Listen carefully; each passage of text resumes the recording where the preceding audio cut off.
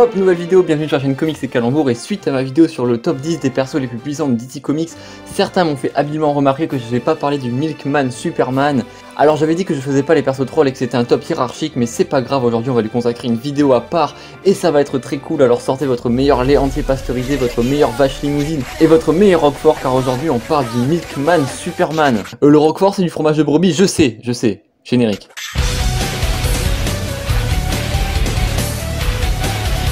Alors tout d'abord il faut savoir que le Milkman Superman est apparu dans le crossover entre la Doom Patrol et la Justice League. Mais qui dit Doom Patrol bien sûr dit évidemment troll de haut niveau traité extrêmement sérieusement, c'est du génie, c'est extrêmement drôle. Donc voilà, je préfère vous avertir, dans Doom Patrol il y a beaucoup de foutage de gueule, certains persos sont juste illogiquement surpuissants, comme c'est le cas ici évidemment, mais c'est aussi pour dénoncer l'absurdité et la surenchère de puissance ridicule dans les comics, hashtag ça fait réfléchir. Donc le Milkman Superman apparaît dans JLA Doom Patrol Special Crossover en 2018 pour l'événement appelé The Milk Wars, et c'est un énorme bordel, donc je vais essayer de tout vous résumer au mieux que je peux, mais c'est extrêmement compliqué. Donc Milkman Superman est le fils de Terry Noon et de Cassie Brink, qui sont deux femmes qui n'existent pas. Déjà ça commence bien. Et vous allez me demander, deux femmes qui n'existent pas, pourquoi? Parce qu'en fait dans le récit, ça met l'accent sur la volonté et les libertés des auteurs quand ils écrivent. Donc on nous dit mot pour mot, ces deux personnages n'existent pas, quel genre de bébé pensez-vous qu'ils vont avoir ensemble? En gros, c'est comme si l'auteur nous disait clairement, je vais faire ce que je veux, ça va être n'importe quoi, et j'en ai rien à foutre. Donc ce fameux bébé mystérieux est récupéré par l'entreprise Redcon qui modifiera son ADN avec celui de Superman pour en faire l'arme la plus puissante de tout l'omnivers. La plus puissante, pourquoi? Tout simplement parce qu'il possède tous les archétypes et les pouvoirs de tous les Superman. Et je dis bien tous les Superman. Donc bien sûr il possède les pouvoirs de base des Kryptoniens sous Soleil Jaune, donc les rayons Tar, les sabres laser, le souffle Colgate 100% frais, le vol, enfin tous les pouvoirs de base. Mais comme je vous l'ai dit, il possède tous les pouvoirs de tous les Superman, ce qui inclut aussi le Superman Prime 1 Million et le Superman Cosmic Armor, qui sont juste extrêmement overpétés, on fera des vidéos dessus. Donc on fera une vidéo sur le Cosmic Armor Superman, mais en gros sachez juste que il est plus fort que des dieux et que ses pouvoirs sont quasiment illimités. Donc ce qui fait que le Milkman Superman est quasiment omniscient, il peut voir le passé, même le passé qui a été effacé par les reboots, donc il peut voir le Golden Age, il peut voir le Bronze Age. Enfin ça n'a absolument aucun sens. Et ce n'est pas tout, parce que son lait, parce qu'il a des petites bouteilles de lait un petit peu, voilà, c'est un petit peu souce, un peu à la The Boys, a le pouvoir de réécrire la réalité, car le but de l'entreprise Redcon est de détourner et de réécrire les réalités pour divertir les Eonymous, qui sont des dieux destructeurs qui détruiront l'univers s'ils ne sont pas divertis. Alors petit point rapidement, on sait absolument rien des Eonymous, pas besoin de théoriser sur leur puissance etc parce que ça n'a aucun sens. Pour moi l'interprétation elle est assez simple, en gros les Eonymous c'est nous, ce sont les lecteurs. En fait c'est assez logique, qui a le pouvoir de détruire des univers et donc de détruire des éditeurs s'ils ne sont pas satisfaits par les récits? C'est bien nous en fait en tant que lecteurs, s'il n'y a rien d'intéressant qui se passe et qu'il n'y a pas de catastrophe dans le récit, aucun récit n'est intéressant, donc en fait c'est nous qui avons toujours envie de détruire des univers et de faire qu'il se passe les pires choses possibles pour avoir des histoires intéressantes. En fait les Eonymous c'est nous. Voilà, après c'est tout un débat évidemment, je vous laisse en débattre dans les commentaires. Donc le Milkman Superman peut modifier la réalité et il a plutôt bien taffé parce que sur sa terre la Justice League est devenue The Community League of Rhode Island, pourquoi pas, et aussi il distribue du lait pour que les gens soient heureux et je soupçonne qu'ils soient fortement dépendants de ce produit.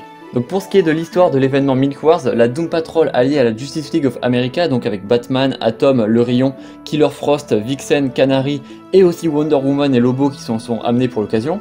Donc tout ce beau monde arrive à retrouver le QG de Redcon, qui est l'entreprise qui modifie la réalité pour divertir les Eonymous, grâce à Cav Carson, qui est un super-héros oublié littéralement, c'est un super-héros qui a été oublié, qui a été vu dans The Brave and the Bold, une très vieille série de DC Comics, et qui a eu une seule série depuis, mais pour être réinventé justement pour l'occasion. Et donc ce personnage arrive à mener la Justice League et la Doom Patrol au Milkman. Donc bien sûr il se tape dessus, sauf que le Milkman en 1v20 en fait il arrive à les défoncer. Mais heureusement il y a Terry Noon, qui je vous rappelle est sa mère, arrive à le ramener à la raison en lui révélant la vérité sur la manipulation qu'il a subie par Redcon. Donc il va pouvoir être ramené à la raison et arrêter de tout détruire, sauf que évidemment le grand dieu Eonymous qui regarde tout ça sur sa télé, non mais qu'on soit bien d'accord, c'est vraiment ce qui se passe en fait, le dieu là il a une télé, il allume la télé et ça zappe sur des univers, et il regarde un univers qui est en train de partir en couille et ça le fait plaisir, c'est vraiment ce qui est en train de se passer en comics. Sauf que bien sûr comme tout le monde se met à faire la paix, il trouve absolument pas ça drôle, c'est absolument nul. Alors il envoie l'employé de Redcon chargé de ce multivers, sauf que cet employé se fait casser la gueule par Lobo, alors tant pis, il détruit ce multivers et c'est terminé.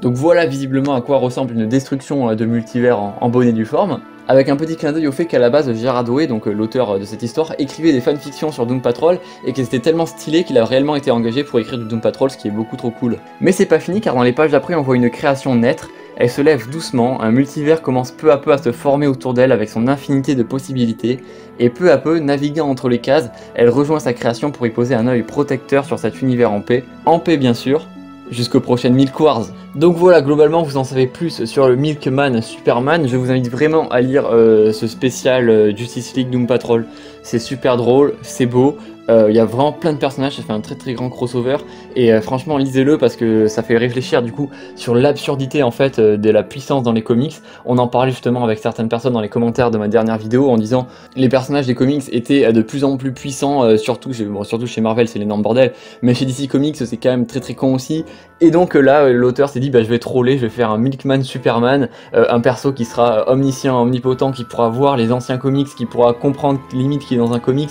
Il est absolument illimité, il peut réécrire la réalité, il est même dit, sous-entendu qu'il peut battre l'écrivain, donc le writer, parce qu'en gros l'écrivain sa faiblesse est en gros d'être remplacé par DC Comics quand il fait plus assez de ventes, alors que le Milkman Superman est tellement fun et tellement what the fuck qu'en fait il y aura toujours des gens qui voudront une histoire avec lui, et ça marche parce que regardez, le truc est sorti en 2018 et on continue à en parler, on continue à vouloir une histoire, à vouloir le revoir, donc en fait il est clairement en train de gagner sur son créateur.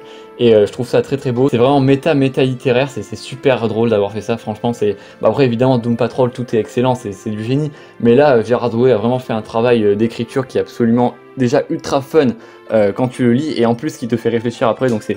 Et le coup évidemment des Eonymous, ne cherchez pas vraiment à savoir, comme je disais, à aller plus loin dans les théories sur leur puissance et tout. Moi je pense vraiment juste que c'est des métaphores de nous les lecteurs, et qu'il n'y a pas besoin de savoir s'ils sont plus forts, parce qu'il est dit qu'ils peuvent détruire toute réalité juste par leur volonté, donc bon, globalement ils sont plus forts que Darkseid, que The Presence, que The Great Evil Darkness, mais en fait c'est pas ça qui est intéressant, c'est vraiment de se dire que c'est un reflet de l'industrie des comics, et donc ça j'ai trouvé ça super cool aussi. Ce run est absolument, en fait, ce run c'est l'exemple typique des runs qui comme ça vous montrent des trucs fun et vraiment what the fuck, mais qui en fait sont ultra profonds et ultra bien écrits, et donc vraiment je vous invite encore une fois à le lire, encore. Et si vous voulez lire les Milk Wars, eh ben écoutez, je vous conseille des sites genre Get Comics. Je ne vais pas aller plus loin parce qu'après ma chaîne elle va avoir des problèmes, mais évidemment on se comprend, les scans, tout ça, donc... Après c'est pas dispo en VF, est-ce que c'est forcément notre faute? Urban Comics, faites quelque chose, éditez les Milk Wars en VF, ce serait ultra drôle, vous en vendriez approximativement 4, ce serait super rentable, non? Bon je sais pas, moi j'ai jamais été très bon en économie évidemment, n'hésitez pas à passer sur mon Insta si vous voulez plus de magouilles scanesques, et si évidemment vous voulez discuter un petit peu. Et je vous dis à très vite pour de prochaines vidéos, n'oubliez pas de vous abonner, toujours les meilleures vidéos du Comics Game en fait, abonnez-vous au bout d'un moment, non? Oh. Bon, au moins lâchez un pouce bleu évidemment, et n'oubliez pas, surtout, n'oubliez pas de regarder de deux côtés avant de traverser l'autoroute. Je veux pas aller à l'école. Ah bon? Quelle père la vertu vous faites?